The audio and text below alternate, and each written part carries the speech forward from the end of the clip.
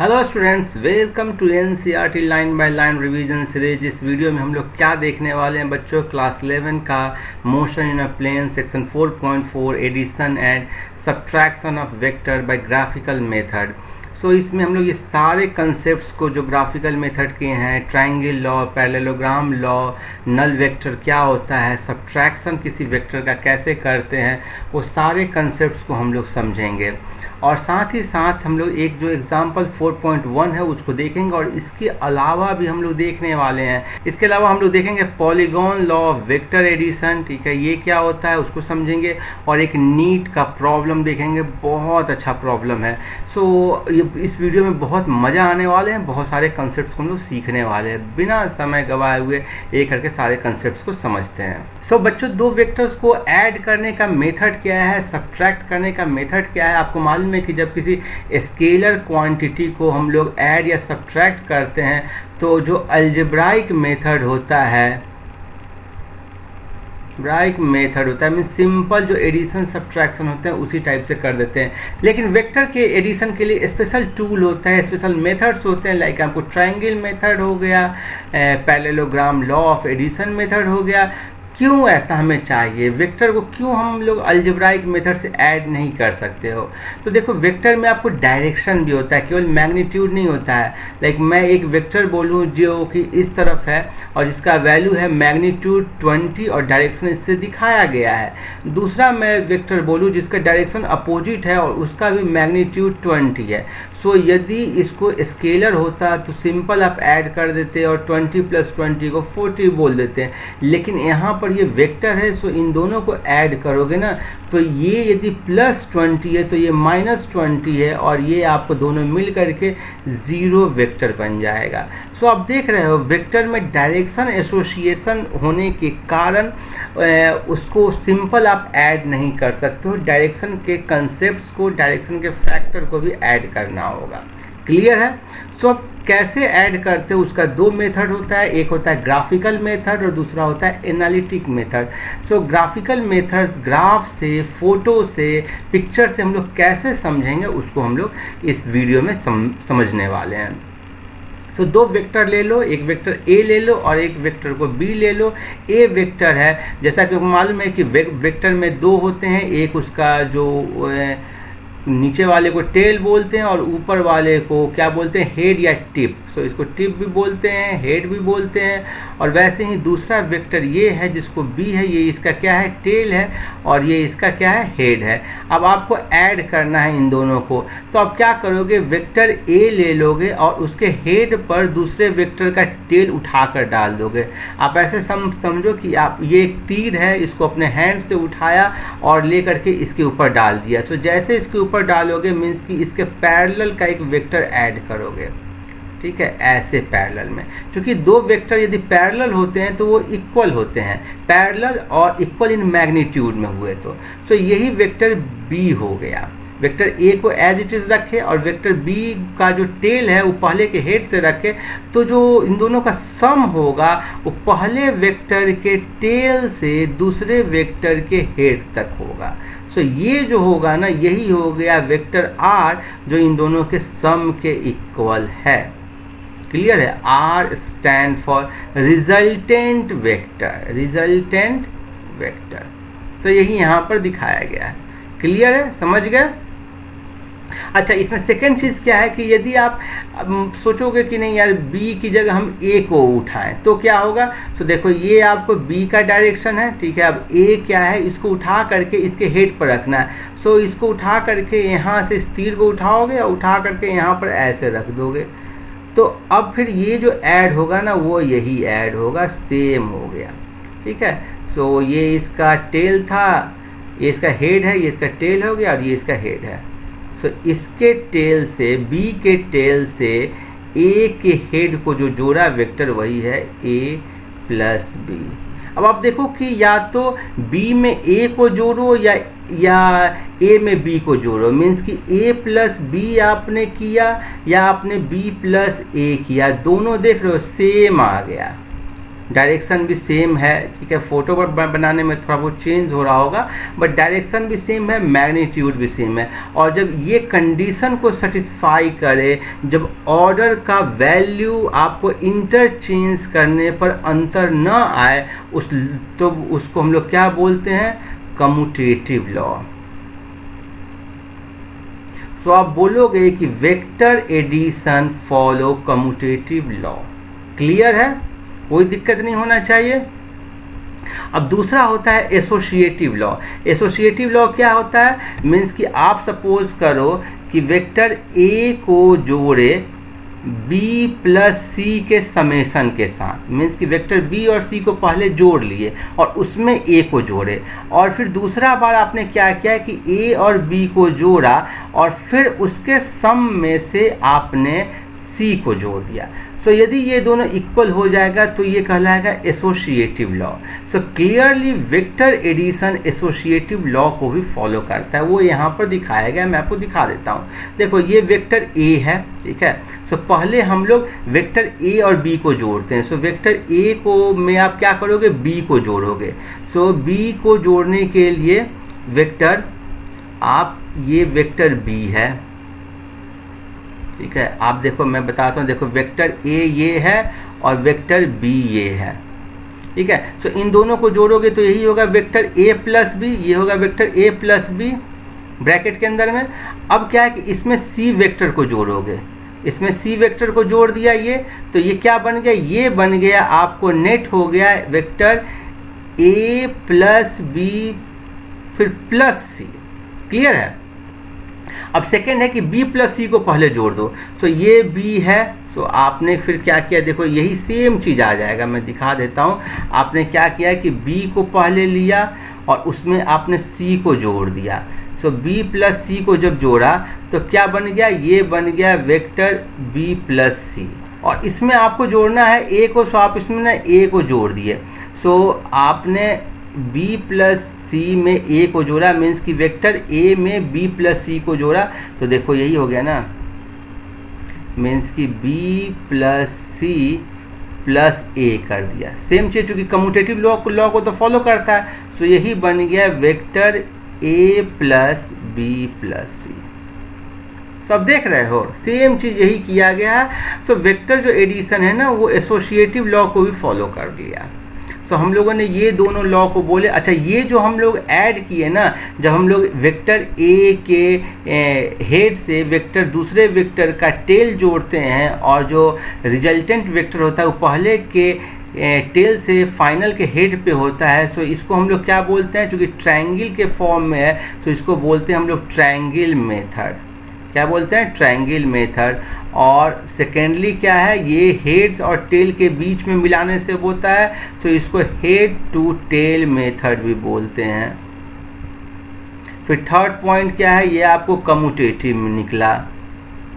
Fourth point क्या निकला, ये आपको एसोसिएटिव निकला। फिफ्थ पॉइंट क्या है, एक आपको बहुत अच्छा कंसेप्ट होता है नल वेक्टर का या फिर जीरो वेक्टर। अब नल वेक्टर क्या है, लाइक आप सपोज करो कि कोई एक वेक्टर ए है, ठीक है, जिसका डायरेक्शन ये है, ठीक है। अब इसमें अपोजिट डायरेक्शन का मीन्स कि माइनस ए वेक्टर को जोड़ दोगे तो क्या बनेगा, जीरो बनेगा। So A vector plus minus A vector is equal to zero. So लेकिन ये जीरो केवल स्केलर जीरो होगा या वेक्टर जीरो होगा। देखो, जब भी दो वेक्टर को ऐड करोगे तो मुझे जो मिलेगा वो एक वेक्टर ही होगा, भले ही वो जीरो क्यों ना हो। सो ये जीरो आएगा तो इस वेक्टर को आप बोलते हो जीरो वेक्टर और नल वेक्टर भी बोलते हैं। इसको आप ऐसे समझो कि लाइक आप a प्लस जीरो को आप लिखोगे, vector a plus zero is equal to vector a। So देखो, वेक्टर में कोई दूसरा स्केलर को कभी नहीं जोड़ते हैं। सो जिस चीज़ को जोड़े हो, जिस क्वांटिटी को जोड़े हो, उस क्वांटिटी को भी वेक्टर होना होगा, और यही वेक्टर को बोल दिए नल वेक्टर। अब इसका मैग्नीट्यूड क्या है, ये नल वेक्टर का मैग्नीट्यूड होता है 0। So this is null vector, इसका मैग्नीट्यूड हो गया 0, और मैग्नीट्यूड 0 होने के कारण इसके डायरेक्शन को हम लोग स्पेसिफाई नहीं कर सकते हैं क्या डायरेक्शन में होगा। यदि इसका कोई ये जो तीर है, एरो है, इसका कोई लेंथ ही नहीं है तो आप डायरेक्शन क्या बोल पाओगे। So no direction is specified. तो समझ गए। अब इसके कुछ प्रॉपर्टीज हैं, देखो a+0 क्या होगा, a वेक्टर, किसी भी वेक्टर में नल वेक्टर को जोड़ोगे तो सेम वेक्टर मिल जाएगा। नल वेक्टर को किसी भी रियल नंबर से मल्टीप्लाई करोगे या किसी स्केलर से मल्टीप्लाई करोगे तब नल वेक्टर होगा, और नल वेक्टर को किसी वेक्टर से मल्टीप्लाई करोगे तब नल वेक्टर होगा। क्लियर है। अब देखो जैसे यहाँ पर फिगर से दिखाया गया है, ये आपको वेक्टर b है और -b है, इनको आप ऐड कर दोगे तो क्या बनेगा, नल वेक्टर। क्लियर है। सो मेरे ख्याल में समझ गए होंगे। ठीक है। And what is the physical meaning of zero vector, इसका फिजिकल मीनिंग क्या है, बहुत अच्छे ढंग से समझाया है। सपोज करो कि कोई ऑब्जेक्ट है जो पॉइंट P पर है, P से वो पूरा हर जगह घूम करके फिर से यहीं पर आ गया। ठीक है। तब आप इसका पोजीशन कितना, इसका डिस्प्लेसमेंट क्या बोलोगे, डिस्प्लेसमेंट क्या बोलोगे आप। इसने जहाँ से स्टार्ट किया वहीं पर आ गया, मीन्स की डिस्प्लेसमेंट हो गया 0। लेकिन चूंकि डिस्प्लेसमेंट एक वेक्टर है तो आपको इसको क्या बोलोगे, नल वेक्टर। सो यही चीज दिखाया गया है कि now suppose that an object which is at P at time t moves to another point P dash and then come back to P, then what is its displacement. Displacement चूंकि 0 हो जाएगा, initial and final position coincide करता है, सो ये null vector हो गया। अब इसी को आप पैरेललोग्राम मेथड भी से भी जो ट्रायंगल मेथड का एक्सटेंशन है ना, वो पैरेललोग्राम मेथड है जो यहाँ पर दिखाया गया है। देखो पैरेललोग्राम मेथड में दो वेक्टर लिए, ए था और बी था। अब आपने क्या किया कि ट्रायंगल में ए वेक्टर के हेड से दूसरे वेक्टर के टेल को जोड़ते हैं। क्लियर है। तो पहले के टेल से दूसरे के हेड तक जो होता है वो उसका रिजल्टेंट होता है, और इसी को बोलते थे हम लोग ट्रायंगल। पैरेललोग्राम में ट्रायंगल बनाने की जगह पैरेललोग्राम बनाते हैं, मीन्स पहला वेक्टर के टेल से दूसरे वेक्टर के टेल को जोड़ेंगे। क्या, पहला के टेल से दूसरे के टेल को जोड़ेंगे, और तब इन दोनों को एक्सटेंड करके हम एक पैरेललोग्राम बनाएंगे। सो इनको एक्सटेंड किया, एक पैरेललोग्राम बन गया। अब जो इनका जो रिजल्टेंट होगा वो बेसिकली इस पैरेललोग्राम का जो डायगोनल होगा वही होगा। सो यही कहलाएगा resultant vector A plus vector B। आप इसको ट्रायंगल लॉ की तरह भी समझ सकते हो। देखो ये वेक्टर B है, B का, और ये भी वेक्टर B ही होगा, ये भी वेक्टर B ही होगा। सो बेसिकली ये देखो हाफ पार्ट ये लोगे ना, तो ये किसकी तरह हो गया, ट्रायंगल लॉ की तरह ही हो गया। सो इसलिए पैरेललोग्राम लॉ को हम लोग ट्रायंगल लॉ का एक्सटेंशन बोलते हैं। क्लियर है। सो यही पैरेललोग्राम लॉ है। देखो two vectors A and B with their tail brought to a common origin पे लाते हैं टेल को, और it is equivalent to triangle method. यहाँ पर दिखाया गया, देखो ये इक्विवेलेंट टू ट्रायंगल मेथड है ना। सो यही पैरेललोग्राम मेथड था, और क्लियरली ये आपको किसका है, ट्रायंगल लॉ का एक्सटेंशन है। क्लियर है। मीन्स कि ट्रायंगल को आपने पैरेललोग्राम बनाया। अब हम लोग सब्ट्रैक्शन ऑफ वेक्टर देखते हैं। सो देखो सब्ट्रैक्शन ऑफ वेक्टर्स, ये सब्ट्रैक्शन ऑफ वेक्टर को भी एडिशन के टर्म में आप डिफाइन कर सकते हो। कैसे, क्योंकि आपको करना है A माइनस B, इसको आप लिख सकते हो vector A plus minus B। So clearly इसको मैं यहाँ पर फिगर से दिखा देता हूँ। देखो ट्रायंगल मेथड से भी देखेंगे और पैरेललोग्राम मेथड से भी देखेंगे। देखो ये वेक्टर A है और ये वेक्टर B है। सो पहले A माइनस B करने के लिए आपको B की जगह क्या चाहिए, माइनस B चाहिए, मीन्स कि A प्लस माइनस B है। सो माइनस B वेक्टर पहले निकालेंगे। सो आप देखो क्लियरली यही आपको A वेक्टर है, ये आपको A वेक्टर है, और इसी में आप माइनस B वेक्टर को ऐड कर दोगे। So A plus minus B that is यही हो जाएगा आपको vector A minus B। Clear है। ठीक है। अब इसको पैरेललोग्राम मेथड से कैसे देखेंगे। सो देखो ये भी बहुत आसानी से हो जाएगा। आप ये वेक्टर A है, ठीक है, और ये वेक्टर था B। सो क्लियरली आप ये जब इनका रिजल्टेंट निकालते हो ना, ये तो ये वेक्टर कहलाता है a प्लस बी, और ये जो वेक्टर होता है ना, ये वेक्टर कहलाता है a माइनस बी। कैसे ये वेक्टर कहला है a माइनस बी? तो देखो ये वेक्टर हो गया, मैं फिर से बना देता हूँ। देखो ये वेक्टर b है, इसमें आपने जोड़ा है वेक्टर a माइनस बी, तो क्या बनेगा? Vector b plus vector a minus B, that is ये हो गया, आपको कैंसिल आउट हो गया और ये बन गया वेक्टर a। क्लियर है? यदि आपको ऐसे नहीं समझना है तो आप ऐसे भी कर सकते हो। ये वेक्टर a है और b की जगह आप माइनस बी ले लो। सो b की जगह आपने माइनस बी ले लिया और तब पैरेललोग्राम बना दो। तब जो ये जो वैल्यू आएगा वो क्या हो गया? यही आ गया vector a plus minus B, that is vector a minus B. Means कि अब जो पैरेललोग्राम बना रहे हो ना, वो आपको साइड्स कौन कौन ले रहे हो? वेक्टर a का और वेक्टर माइनस बी का। क्लियर है? सो आप देखो कि ये और ये सेम आया ना, इसलिए ये दोनों पैरेलल है, सेम लेंथ का है, इसलिए ऐसे करके भी आप निकाल सकते हो। क्लियर है? सो मेरे ख्याल में ये आप समझ गए होंगे। अब हम लोग जो एक्स्ट्रा है लाइक जैसे कि पॉलीगॉन लॉ है और एक नीट का प्रॉब्लम है, उसको देख लेते हैं। हम लोग देखते हैं polygon law of vector addition. Polygon law of vector addition बहुत ही इंपॉर्टेंट है, बहुत ही आसान है। सपोज करो कि मुझे 5 वेक्टर्स को ऐड करना है, तो कैसे ऐड करूँगा? आपने 2 वेक्टर के एडिशन के लिए ट्रायंगल लॉ समझा या पैरेललोग्राम लॉ समझा। यदि 2 से ज़्यादा को करना हो तो आप कैसे करोगे? ठीक है, सो मैं एक फिगर से यहाँ पर आपको समझाता हूँ। सो यहाँ पर 5 फिगर दिया गया है। एक हो गया वेक्टर a, दूसरा वेक्टर b, तीसरा वेक्टर c, चौथा वेक्टर d और पांचवा वेक्टर e। आपको समझाने के लिए ये ऐसे से इसी डायरेक्शन में दिया गया है, ये किसी भी डायरेक्शन में हो सकता है। तो आप क्या करोगे ना, इसको लेकर के पॉलीगॉन बना दोगे। ठीक है, सो आप पॉलीगॉन बनाने के लिए क्या करोगे? पहले वेक्टर के हेड पे दूसरे वेक्टर के टेल को रखोगे। ठीक है, सो ये b हो गया। तो इसका जो रिजल्टेंट होता है वो क्या होगा आपको? ये होगा आपको vector a plus vector b। अब फिर दूसरे के हेड पे अब तीसरे के टेल को रख दोगे तो c हो गया। सो ये क्या हो जाएगा? ये हो जाएगा vector a plus b plus c। अब देख रहे हो सब ऐड होते जा रहा है। फिर ऐसे ही आप d को c के हेड पे रखोगे, e को आप d के हेड पे रखोगे, e के टेल को। तो जो फाइनल होगा ना, मीन्स कि a plus B plus C plus D plus E, वो a के टेल से ले करके और e के हेड तक को आप जोड़ोगे तो वो होगा। सो यही हो गया।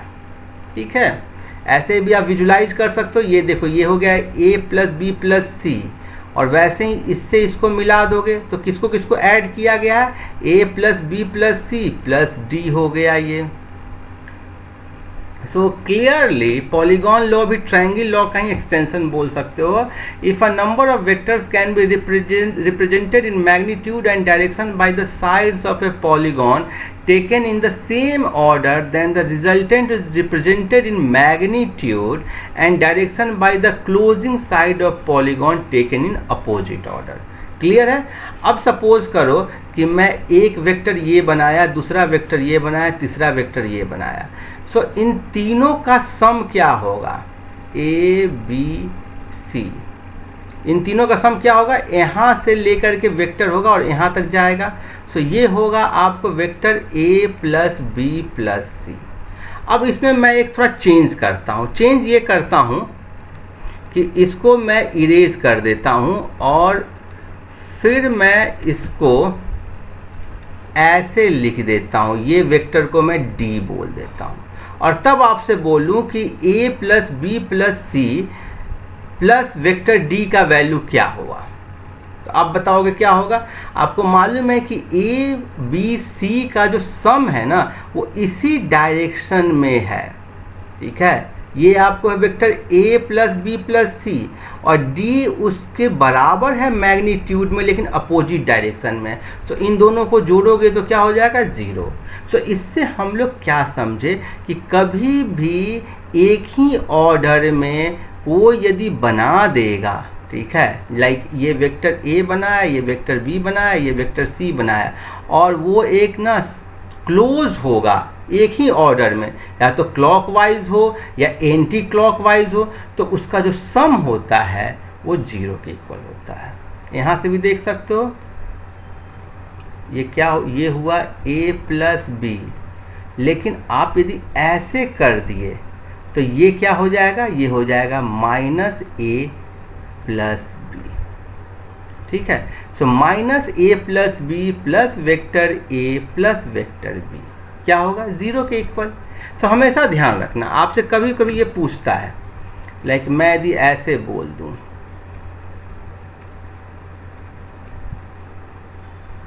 सम कितना हुआ, 0, कैसे भी करके बस लेकर चले जाए, बस ये सबका आप हेड टेल सब याद रखना।